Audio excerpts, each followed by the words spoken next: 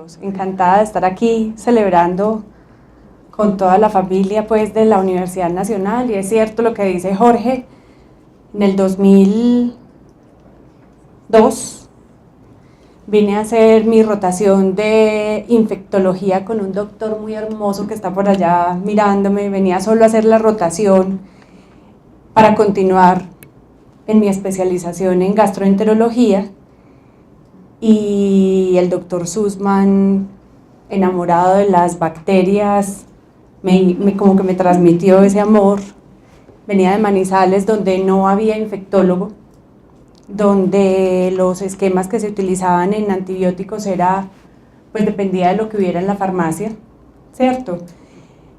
Entonces llego a un mundo, wow, completamente diferente y con una persona enamorada de lo que hace, que eso es clave.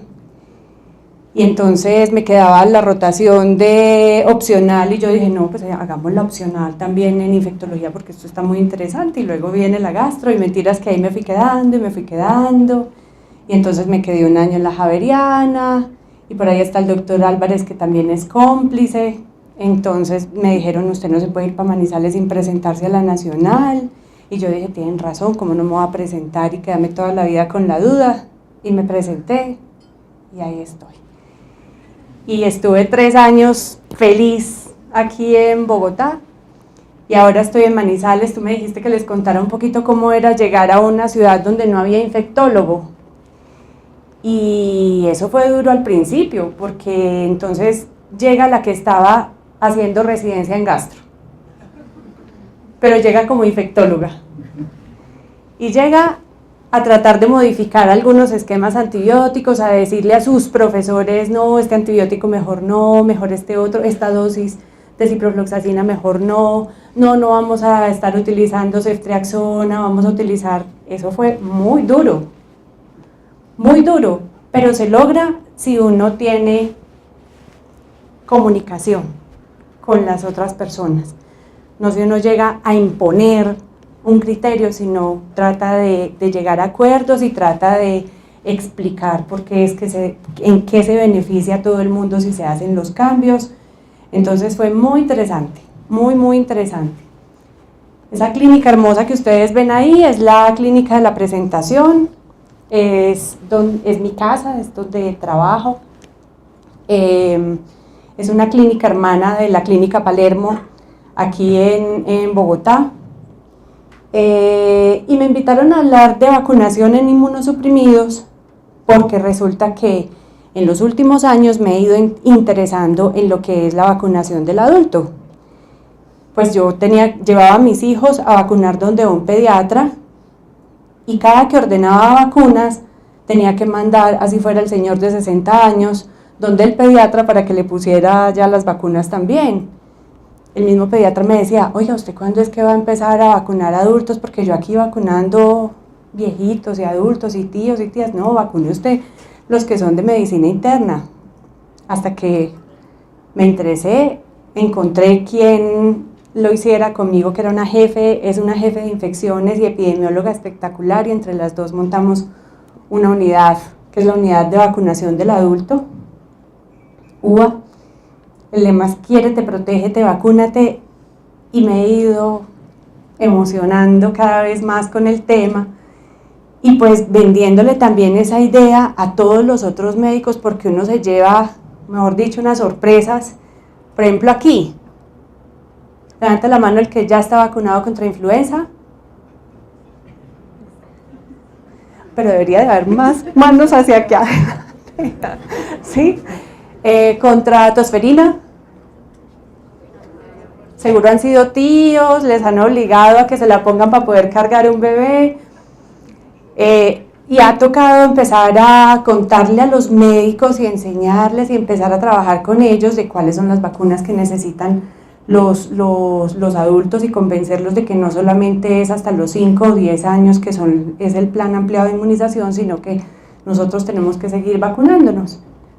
Entonces vamos a hablar un momentico sobre esto. El objetivo de esta presentación es que todos los que están aquí le pierdan el miedo a vacunar pacientes inmunosuprimidos, que conozcan exactamente cuáles son las vacunas y las situaciones de riesgo, y que vacunen oportunamente a sus pacientes o a su familia o ustedes mismos que se vacunen a tiempo antes de que tengan una enfermedad que ya los ponga, o sea, ya sea una contraindicación para algunas vacunas.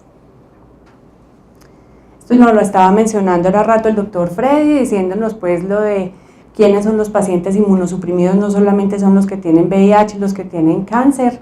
Está una clasificación, grupo A, los que no tienen VIH, los que están infectados por el virus del VIH en el C, y en el B y en el C, los que tienen un déficit inmunológico muy limitado. Por ejemplo, el que le sacaron el vaso, esa persona tiene un déficit inmunológico limitado y tendrá pues sus indicaciones.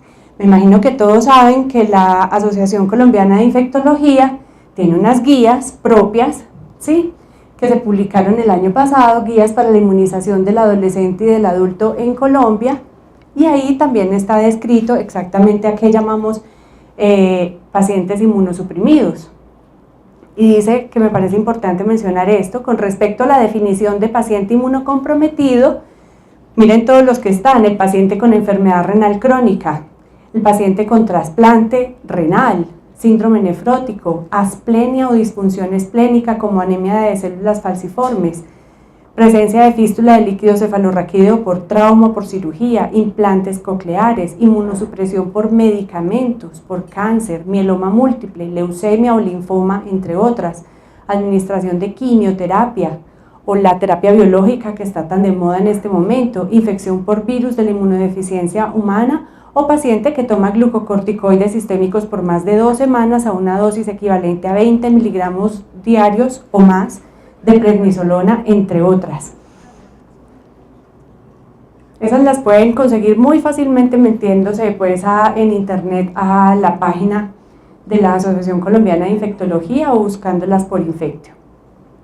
Y tenemos más o menos, estamos de común acuerdo con las guías, con la ITSA, donde también nos mencionan quiénes son los que están altamente inmunocomprometidos y quiénes son los que están inmunocomprometidos pero no tanto. Interesémonos en este lado, los que están muy inmunocomprometidos, quién está muy bajo de defensas, como lo llama la gente, los que tienen inmunodeficiencias primarias combinadas de linfocitos B y T, los que tienen quimioterapia oncológica, los que están infectados por el virus del VIH, pero ojo, es que no son todos. El hecho de tener infección por VIH no quiere decir que estoy inmunocomprometido y entonces no me puedo poner ninguna vacuna de virus vivos. Depende cuánto CD4 tiene, qué porcentaje de CD4 tiene, y pues ya dependiendo de eso, si está por debajo de 15, si está por debajo de 200, pues de pronto en ese momento sí se considera altamente inmunocomprometido y tendrá contraindicación para unas vacunas que ya vamos a mencionar. Los que están en terapia con determinados inmunomoduladores biológicos, entonces todos estos MUMAF, adalimumab, certolizumab, infliximab, etanercept, colimumab, o anticuerpos monoclonales, rituximab, los pacientes trasplantados, son los que están altamente inmunocomprometidos. Y ya los otros, pues entonces el paciente que es reumatológico y que está recibiendo azatioprina o está recibiendo metotrexate en dosis, a las dosis que ustedes logran ver acá, metotrexate menos de 0.4 miligramos por kilo por semana, o azatioprina menos de 3 miligramos por kilo día, o la 6-mercaptopurina. Esos son pacientes que son inmunocomprometidos, pero que no se considera que sean altamente inmunocomprometidos, a no ser que estén a dosis pues altas. Un pequeño recordatorio: recuerden que hay vacunas que contienen microorganismos vivos atenuados y hay otros que son vacunas inactivas. Entonces hay que tener muy presente cuáles son las que contienen microorganismos vivos, porque esas prácticamente son las que van a estar contraindicadas en el paciente que esté inmunocomprometido. Entonces tenemos la varicela, herpes zóster, que la tenemos disponible desde 2013 en Colombia, fiebre amarilla, polio oral, sarampión, rubeola, parotiditis, es decir, triple viral, BCG, que la colocamos específicamente en el recién nacido, cólera oral y tifoidea oral, que no la tenemos en Colombia. Y las inactivas están en verde porque entonces por este lado tenemos más tranquilidad para la aplicación. Puede que en algunos pacientes inmunocomprometidos vayamos a tener menos respuesta.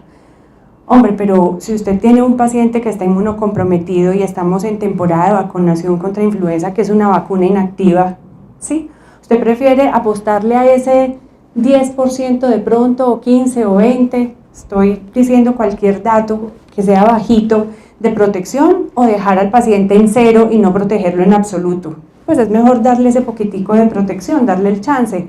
Entonces ahí están influenza, neumococo, tosferina, meningococo, hepatitis A y B, difteria, tétanos, rabia, la polio, pero la que es intramuscular, y esta pues encefalitis japonesa, que no la tenemos pues aquí en Colombia.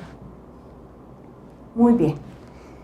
Vacunas contraindicadas durante el periodo de máxima inmunosupresión, ya lo estuve mencionando, las vacunas de virus vivos o de microorganismos vivos, ahí están pues las que acabamos de mencionar, y esto es otro documento que les quiero recomendar. Hay 3 documentos que les quiero recomendar en esta charla a todo el que se interese en vacunas.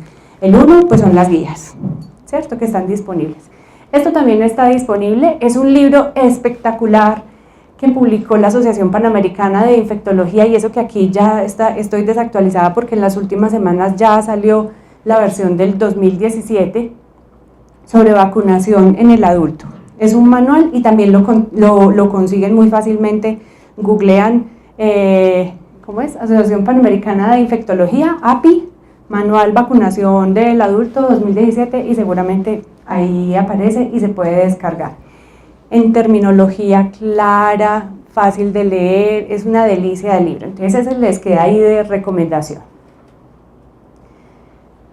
Bueno, yo tengo el vicio en las charlas de que me voy adelantando y voy dando datos que ya están en otras diapositivas. De pronto de aquí lo importante es decirle que hay una vacuna que es contra la influenza, que sí contiene virus vivo, ¿sí? Esa es de aplicación nasal, pero en Colombia no la tenemos disponible, o sea que por ahora podemos quedarnos con la generalidad de que la vacuna que tenemos, que es la intramuscular, no tenemos para aplicación nasal, es vacuna inactivada y no tiene contraindicación. O sea, toda persona que esté por encima de los 6 meses de edad y que no sea alérgico al huevo, se debe poner la vacuna de la influenza cada año. Bueno. Y este es el otro documento que también está en internet y que son las guías de la ITSA para vacunación del paciente inmunocomprometido. Cuando uno lee este documento, lee las guías nacionales, están muy por el estilo. Muy bien. Resulta que ¿quién es el responsable de vacunar nuestros pacientes inmunocomprometidos? ¿Quién es el responsable? Somos todos nosotros. Pero todos nosotros no somos los infectólogos. Es el médico que recibió el paciente en la atención de primer nivel, en el pueblo, en el consultorio, el médico particular. Es cualquiera de los cirujanos que va a ver su paciente, por ejemplo, el ginecólogo que está viendo la paciente que es candidata a ponerse la vacuna contra el papiloma, o es el que le acaba de diagnosticar un cáncer de ovario, un cáncer de cervix, y entonces debe recomendarle que esté vacunado antes de comenzar la quimioterapia, antes de empezar la radioterapia. En fin, todos los médicos, todo el personal que está en contacto con nuestros pacientes inmunocomprometidos y que tienen el primer contacto la primera vez, esa debería de ser uno de los puntos de la historia clínica, uno de los puntos debería de ser vacunación.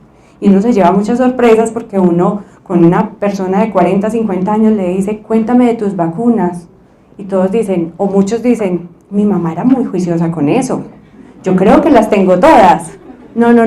A ver, vacunas del adulto. Ya en ese momento no nos interesa si le pusieron todas las de chiquito, asumimos que sí, pero tenemos que preguntar ¿se está poniendo cada año la de influenza? Generalmente dicen no. O sí, en la fábrica pusieron en algún momento tosferina cada 10 años, se la está aplicando. Ya vamos a mirar cuáles son. Debemos procurar que la vacunación de todos nosotros esté al día antes de que entremos en una inmunosupresión. Cada vez es más frecuente el cáncer, cada vez son más frecuentes las enfermedades autoinmunes. Es impresionante, o es que estamos buscando más y y antes se nos iban los pacientes y no nos dábamos cuenta que tenían estas enfermedades, pero yo creo que sí es cierto, cada vez tenemos mayor inmunosupresión y es muy probable que una gran parte de los que estamos en este auditorio vayamos a estar inmunosuprimidos en algún momento de nuestra vida. Entonces, en ese momento que lleguemos a estar inmunosuprimidos, ojalá que nos coja confesados, pues que nos coja vacunados, ¿cierto? Entonces, primero, procurar vacunación al día. Segundo, recordar que cuando se van a colocar vacunas vivas, si es un paciente que apenas va a entrar en inmunosupresión, o sea, no lo mandó el reumatólogo porque le va a poner terapia biológica, van para allá, esa es la idea. Entonces ese paciente no se ha puesto alguna de las vacunas que ya les mencioné, es candidato a herpes zóster, es candidato a varicela o es candidato a triple viral, las podemos colocar si tenemos más de 4 semanas antes de empezar la inmunosupresión, ¿sí? Y en todo caso evitar las 2 semanas antes de que inicie la inmunosupresión. Entonces tener eso presente, colocarla y darle un espacio como cuando estamos vacunando a una mujer que quiere quedar en embarazo. Le ponemos las vacunas con virus vivos y le decimos en los próximos 2 meses no podemos quedar en embarazo, vamos a darle 2 meses y ya ahí sí se puede quedar embarazada.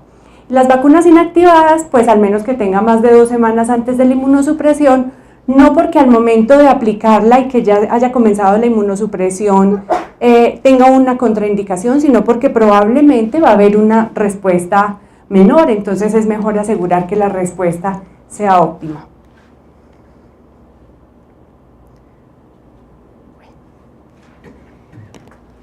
Bueno, aquí es mencionando algunos de las vacunas pues que son claves colocar, como son la de herpes zóster, ¿sí? Que miren cómo aquí está en la parte de abajo, herpes zóster que estamos colocando por encima de los 50 años, que es la recomendación de la vacuna, como en pacientes que tienen inmunosupresión que ha sido programada, se debe colocar, ¿cierto? Los que tienen inmunosupresión leve, que ya habíamos mencionado, se puede colocar, pero definitivamente ya está contraindicada si ya el paciente está con la inmunosupresión, con la terapia biológica, con los esteroides por encima de los 20 miligramos o con la quimioterapia, etcétera, etcétera. Este es otro grupo muy interesante y es todas las personas que van a viajar, ¿cierto? Y hoy en día los pacientes que son inmunocomprometidos también viajan. O sea, los pacientes que tienen terapia biológica se programan y hasta se llevan sus ampollitas o viajan, se ponen la ampolla y viajan y luego regresan del viaje y se colocan la siguiente dosis de terapia biológica. Todo eso lo tenemos que tener presente porque dependiendo para dónde vaya esa persona va a tener cierta indicación de vacunas. Si esa persona se va a ir para el África, allá hay un cinturón que se llama el cinturón del meningococo y pues tendremos que vacunarlo contra meningococo y no tendremos ningún problema porque hace parte de las vacunas que son inactivadas. Algo muy interesante es lo de la fiebre amarilla, ¿cierto? Que fiebre amarilla ya por fortuna no se requiere sino una sola vez. Uy, Jorge, 5 minutos, ¿cómo te ocurre? Sí. Pero si esto apenas está poniendo bueno. Fiebre amarilla ya se puede colocar una sola vez en la vida, pero vaya explíquele al señor de Panamá que usted ya se la puso, si no lleva el carnet, ¿cierto? Con los últimos 10 años, eso todavía está muy crudo, o sea, todavía hay que tenerlo actualizado, porque todavía no es como un estándar pues que en todas partes sepan y te reciban si tienes menos de más de los 10 años.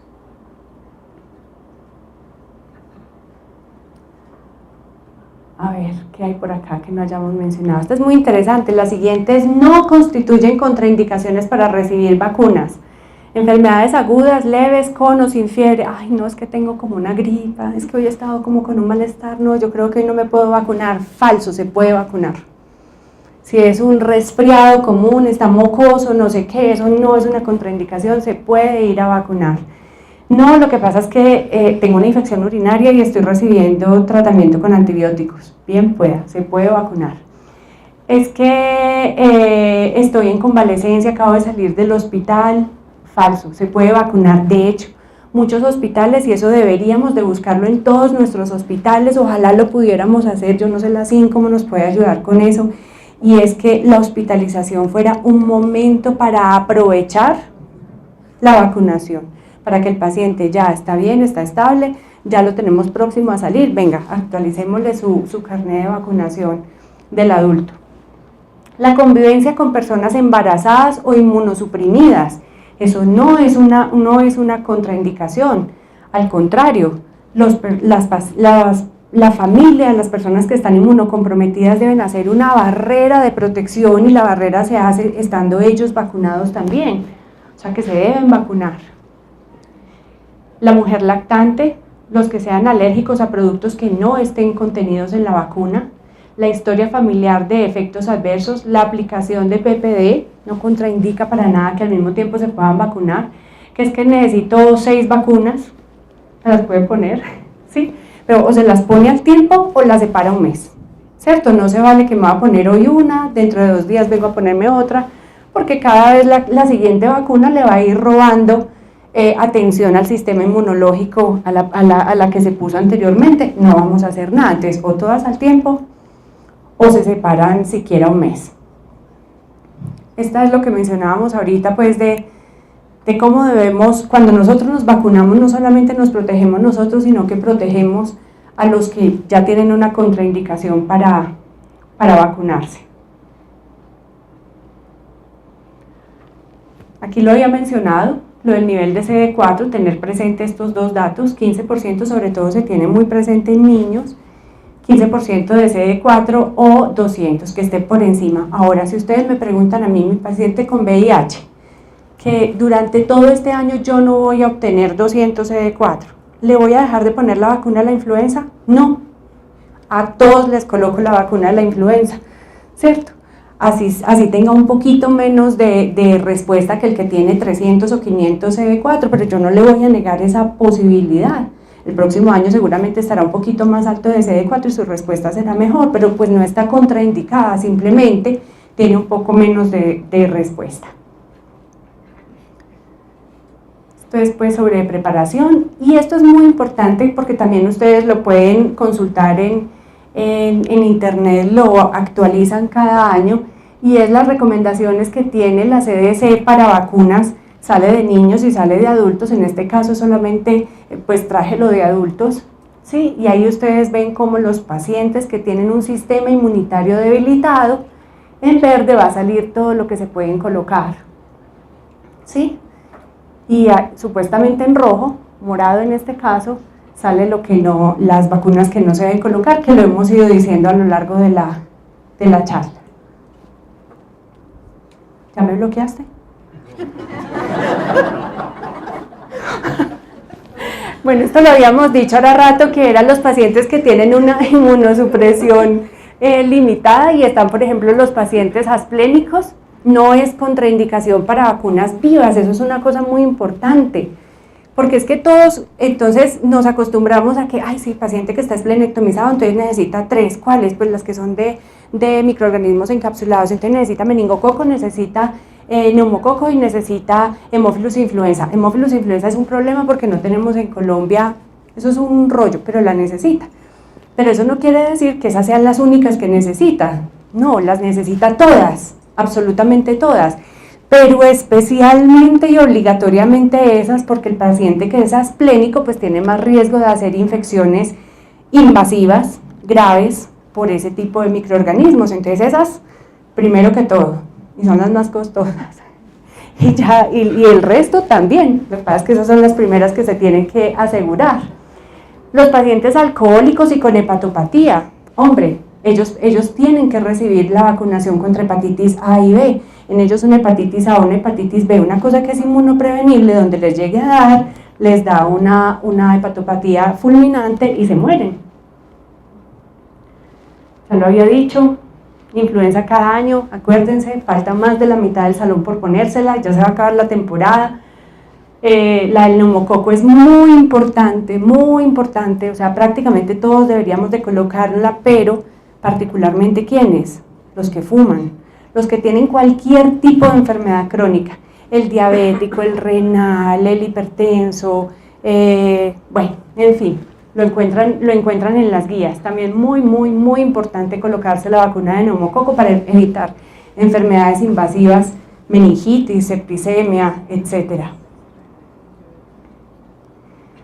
Esta es la última, conclusiones. Incluir en el interrogatorio siempre la historia de inmunización, que ya les había dicho yo a ustedes, revisar en cada control los refuerzos en las dosis pendientes, o sea, volvernos como los pediatras, que el pediatra siempre pide el carnet. Muéstrame el carnet de vacunación, ya se puso influenza, no se la ha puesto, le toca la de tosferina que es cada 10 años, le toca la de hepatitis B, bueno, en fin. Vacunar precozmente, antes de que llegue la inmunosupresión, eso aplica para todos, para nuestros papás, nuestras mamás, nuestras tías. Se deben administrar las vacunas que sean necesarias a pesar de que la eficacia sea menor, que es lo que les había mencionado. Ya, muchísimas gracias.